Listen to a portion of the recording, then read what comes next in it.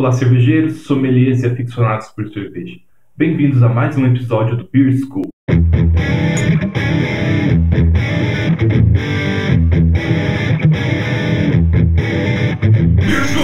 Sempre que tem a possibilidade de fazer uma cerveja nova, muitos cervejeiros acabam ficando presos a coisa que eles já conhecem. Uma mesma marca de malte, um mesmo tipo de lúpulo. Isso acontece porque você já usou esse tipo de levedura, já sabe como ele se comporta, sabe o quanto ele vai atenuar, quanto tempo que ele vai levar para atenuar, qual que é a floculação que ela faz, se a cerveja ela vai ficar limpa, se a cerveja ela vai ficar mais turva.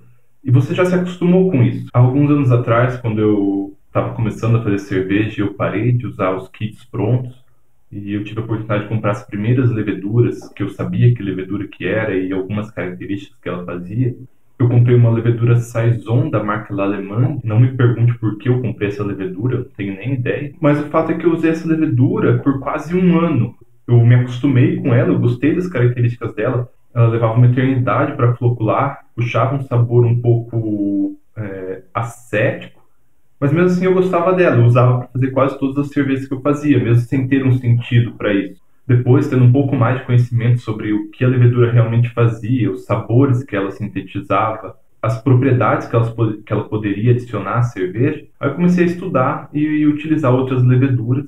E hoje eu utilizo uma gama muito grande de leveduras para cada tipo de cerveja que eu faço, basicamente tem uma levedura diferente. Então, quando você está desenvolvendo uma cerveja, você tem algum objetivo específico em mente, conhecer as propriedades que a levedura pode trazer à sua cerveja, ela é fundamental para você chegar naquele objetivo. Se o objetivo é uma cerveja seca e lupada, uma cerveja mais doce, mais maltada, uma cerveja bem limpa ou uma cerveja com gosto esterificado, um gosto frutado, uma cerveja muito alcoólica ou uma cerveja pouco alcoólica. É claro que não dá para negar que todas essas características ela dependem do resto do processo cervejeiro.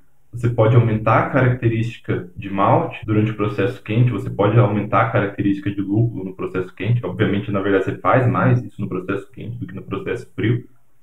Mas a levedura, ela entra e ela complementa essas características que você deu no processo quente. Se o objetivo é ter uma cerveja seca e lupada, talvez a presença de ésteres, que são sintetizados pela levedura, pode ser inadequado para o seu estilo. Ou talvez utilizar uma levedura que atenue pouco também pode ser inadequado, porque você quer uma característica mais seca, você quer que o açúcar seja consumido e seja transformado em álcool, para ela ficar justamente com essa característica seca, não uma característica doce. E às vezes, inclusive, pode ser impossível alcançar todas as características que você quer utilizando uma única levedura. Às vezes pode ser necessário usar mais que uma cepa de levedura na mesma cerveja, que é uma coisa possível que a gente vai tratar no próximo episódio. Então, sempre que você for comprar uma levedura, existem alguns fatores importantes que devem ser considerados. Então, em primeiro lugar, está a atenuação da levedura. A atenuação é a capacidade que a levedura tem de converter os açúcares que estão no mosto em álcool. Uma levedura de baixa atenuação, ela vai converter pouco esses açúcares e ela vai deixar muito açúcar residual no mosto. Ela vai deixar seu mosto mais encorpado, seu mosto mais doce, e ter uma característica de álcool bem inferior. Já leveduras de alta atenuação, elas vão consumir bastante açúcar. Infelizmente, talvez não tenha como consumir todo o açúcar, isso depende da parte quente, deixando seu mosto com uma característica chamada de característica seca. Ele fica só com um álcool e nenhum dulçor residual. Outro fator importante a se considerar é a floculação.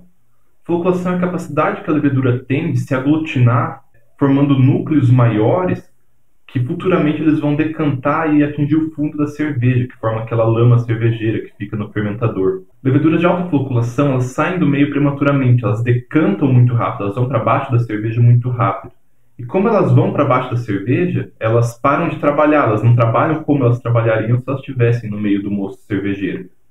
Então, elas saem com o serviço inacabado. Elas podem deixar muito açúcar ainda no meio, elas podem sintetizar alguns compostos que elas iam reutilizar depois, mas elas não vão reutilizar porque elas não estão mais no meio. Isso implica numa mudança muito grande no perfil de aroma, de sabor, de álcool da cerveja. Isso está ligado diretamente com a terceira característica importante, que é o perfil de flavor. Essa palavra ela não existe exatamente em português, mas o flavor é uma mistura do sabor com o aroma, ou o sabor e o aroma da cerveja. E esse perfil de flavores é uma das características mais importantes para nós cervejeiros, porque isso é realmente o que interessa para nós. Geralmente a gente divide a cerveja em duas categorias, ales e lagers. E uma das principais diferenças entre essas duas categorias, que é além do tipo de levedura que faz uma e que faz outra, é o perfil de flavor que essas duas leveduras dão de forma diferente. A levedura Lager, a Saccharomyces pastorianus, ela fermenta numa temperatura mais baixa e geralmente ela proporciona um sabor mais limpo, um sabor não frutado. Às vezes fermentam numa temperatura maior e produzem uma quantidade de subprodutos muito maior. E alguns desses subprodutos eles são muito agradáveis a nós humanos e a gente quer manter essas características na cerveja. Então agora, em vez de dividir a cerveja só em ale e lager, a gente vai dividir ela em mais categorias. A gente vai fazer subcategorias para as ales e 2 subcategorias para lager, como está aqui no esquema do lado. As leveduras ales com um caráter mais limpo são muito utilizadas na escola americana. Elas utilizam temperaturas semelhantes às temperaturas da ale, em torno de 20 graus, porém elas têm um perfil de aroma e de sabor parecido com o perfil das lagers, sem muito frutado, sem muitos fenóis, um sabor mais limpo, igual o próprio nome diz. O que você quer que se destaca nessa cerveja são principalmente os aromas que provêm do lúpulo e, em alguns casos, o aroma que provém do malte. Porém, você não quer um cheiro de ameixa ali no meio da sua cerveja que não tem nada contrabalanceando, que não tem um sentido.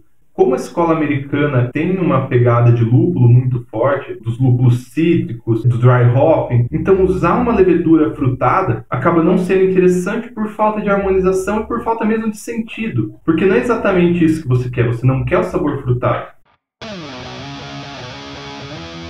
Depois disso a gente tem as cervejas frutadas, que são características principalmente da escola inglesa e ainda entra um pouco dentro da escola belga. Essas leveduras elas têm uma capacidade muito maior de produzir ésteres e álcools superiores, que são os compostos químicos que vão lembrar algumas frutas, banana, mel, alguma coisa cítrica, ameixa. Em geral, elas fermentam bastante rápido e atenuam bastante o mosto cervejeiro e floculam de forma muito rápida. Quando a levedura flocula, como já foi falado, ela sai do meio e acaba deixando coisas para trás. Então, essas coisas que ela deixa para trás são justamente esses ésteres e esses álcools superiores que vão dar as características que a gente deseja para esse tipo de cerveja, para esse tipo de levedura. As leveduras frutadas elas estão presentes principalmente em English Pale Ales, ESBs, ou no estilo inglês em geral, com algumas ressalvas para alguns estilos em que a levedura ela não deve se destacar tanto, algumas variações da Stout, da Porter, mas o estilo inglês em geral tem essa característica frutada, porém não exagerado, igual vai acontecer nos estilos belgas, que vão ter essa característica frutada aliada com a característica fenólica e algumas outras características de forma extremamente acentuada. A característica fenólica está presente principalmente nas cervejas belgas e nas cervejas alemãs de trigo, que são cervejas ales também. Dentre os fenóis, nós temos fenóis que vão dar características boas e características ruins da cerveja. O composto fenólico mais conhecido dentro da cerveja é o 4-fenil-guaiacol, que é o composto que dá gosto de cravo, característica extremamente importante das cervejas Weizen. E por outro lado, existem compostos, grupos fenólicos que dão o off-flavor que a gente chama de gosto medicinal na cerveja, gosto de remédio. Essas leveduras geralmente apresentam alta atenuação e por consequência baixa floculação, fazendo de novo aquele patamar. Se ela apresenta baixa floculação, ela fica mais tempo no meio. Se ela fica mais tempo no meio, ela tem condições de metabolizar melhor o álcool que está no meio. Leveduras especiais elas não se enquadram em nenhum dos 3 estilos anteriores que a gente falou. Elas são leveduras que elas produzem características únicas. Geralmente elas são cepas que foram evoluindo dentro da própria cervejaria e foram adquirindo características e sendo selecionadas conforme o gosto do mestre cervejeiro que atuava naquela cervejaria, que atuou por anos, veio outro cervejeiro e atuou por anos, e durante centenas de anos as leveduras adquiriram essas características únicas. Tanto que dentro da cultura belga, pode ser que a cervejaria ela não tenha nenhum receio de falar os maltes que foram utilizados, os lúpulos que foram utilizados, as quantidades que foram utilizadas desses ingredientes, mas em relação a leveduras pode ser considerado um segredo comercial. E existem técnicas, inclusive, de proteger isso. Por mais que eu tenha falado no nosso primeiro vídeo que existe como captar as leveduras de uma cerveja caso ela não tenha sido pasteurizada, pode ser feito algumas coisas, como por exemplo adicionar uma levedura a mais depois que a fermentação já tenha sido feita, para ter 2 leveduras lá. E se você usar aquela levedura, se você tentar replicar aquela levedura, na verdade você não vai estar replicando exatamente a levedura que a fábrica utilizou, que a cervejaria utilizou. Você vai estar utilizando 2 leveduras, sendo que uma delas é nada a ver com a levedura que fez o processo. Então você não vai ter como clonar aquela cerveja. As cervejas lagers, por sua vez, elas podem ser categorizadas em apenas 2 grupos. Um grupo onde o objetivo é converter todo o açúcar e chegar numa cerveja chamada de cerveja seca, priorizando o álcool, E o outro grupo seria cervejas maltadas. Você espera que a levedura não atenue totalmente o mosto e sobre alguns açúcares residuais. Para tentar deixar a coisa um pouco mais prática, eu fui procurar, dentro das empresas que vendem levedura aqui no Brasil e fora do Brasil, o que eles falam sobre as leveduras que vendem. Eu acho que a levedura mais vendida aqui no Brasil é a levedura da Fermentes e a levedura da Lallemand. Eu nunca achei outras para comprar, então eu só usei essas duas até hoje.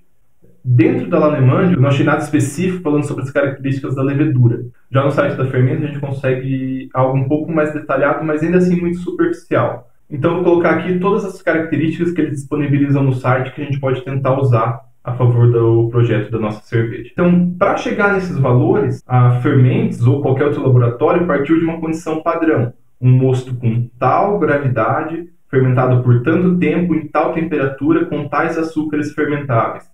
Então, a primeira coisa que me chamou a atenção foi esses ésteres que praticamente não variam para cada tipo de levedura.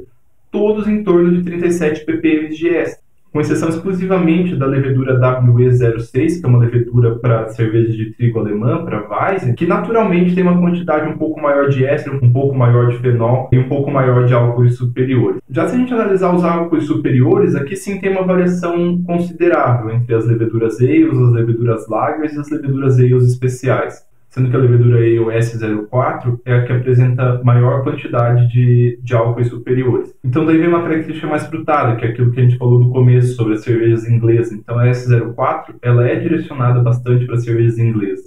Enquanto a S05 ela tem uma quantidade de álcoois superiores menor, ela é uma cerveja mais limpa. Sendo uma cerveja mais limpa, ela é uma levedura direcionada mais às cervejas americanas. Já se a gente considerar o açúcar residual, a gente pode ver que para a levedura WB06, 0 grama por litro. Quer dizer que dentro daquele mosto padrão que foi feito, adicionando essa levedura, sobrou 0 grama por litro de açúcar. Ou seja, atenuou totalmente os açúcares fermentáveis. Nesse caso, a Fermentes converte para o que a gente está acostumado, que é a atenuação aparente, que é em torno de 86% a 88% de atenuação. É uma atenuação muito alta. E para atenuar muito alto, o que a levedura tem que fazer?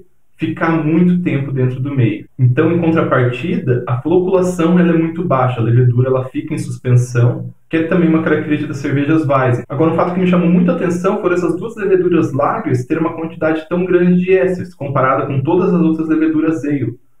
O que não é uma característica esperada para uma levedura lager. Então eu resolvi dar uma procurada mais a fundo. E a resposta acabou sendo um pouco decepcionante para mim. As leveduras lagers vendidas pela Fermentes não são leveduras lagers, são leveduras ales.